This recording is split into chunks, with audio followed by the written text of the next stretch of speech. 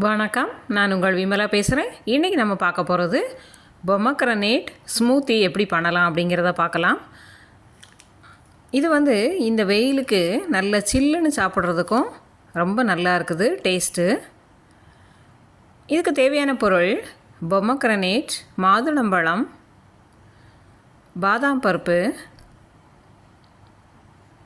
ஒரு வாழைப்பழம், தேவையான அளவு பால். இவ்வளோ தான் பொருட்கள்.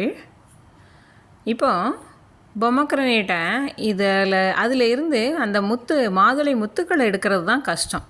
இந்த மெத்தடில் நீங்கள் எடுத்து பார்த்தீங்க அப்படின்னா எத்தனை மாதுளம்பழம் வேணாலும் நீங்கள் என்ன செய்யலாம், உடச்சி பசங்களுக்கு கொடுக்கலாம்.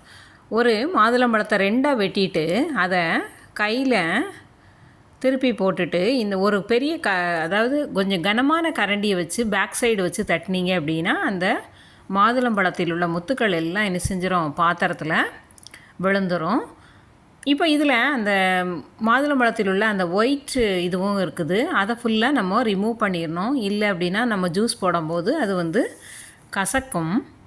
அதனால் அதை எல்லாத்தையும் என்ன செஞ்சிடணும், ரிமூவ் பண்ணிடணும். இது ரொம்ப சீக்கிரம் அந்த மாதுளம்பழத்தை அந்த தோல்லேருந்து எடுத்துடலாம்.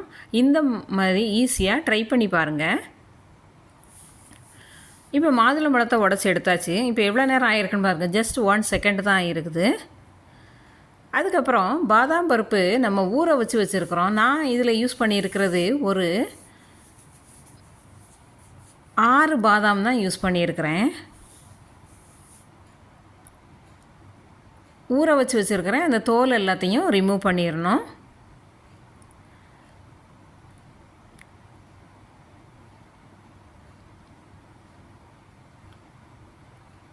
அதுக்கப்புறம் ஒரு வாழைப்பழம், நான் யூஸ் பண்ணுறது கற்பூரவல்லி பழம் எடுத்துருக்கிறேன். இது ஏற்கனவே கொஞ்சம் ஸ்வீட்னஸ் அதிகமாக தான் இருக்கும். நான் இந்த ஸ்மூத்தியில் எந்த ஒரு ஸ்வீட்டும் ஆட் பண்ணலை, ஒன்லி இந்த பழம் மட்டும்தான் போட்டு அடிச்சிருக்கிறேன்.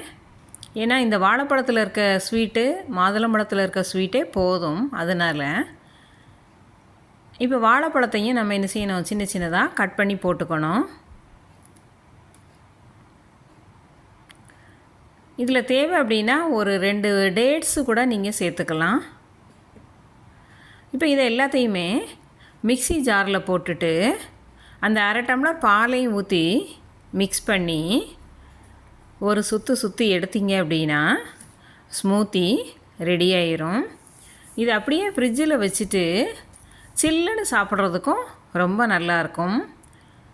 ஆக்சுவலாக மாதுளம்பழம் சாப்பிடும்போது கொட்டையெல்லாம் நம்ம கடித்து சாப்பிட்றதுக்கு கொஞ்சம் கஷ்டமாக இருக்கும். இது மாதிரி அரைச்சிட்டிங்க அப்படின்னா எல்லாமே சேர்ந்து அரைச்சிரும். இதை வடிகட்ட வேண்டாம், அப்படியே சாப்பிடலாம். தேங்க்ஸ் ஃபார் வாட்சிங். நன்றி.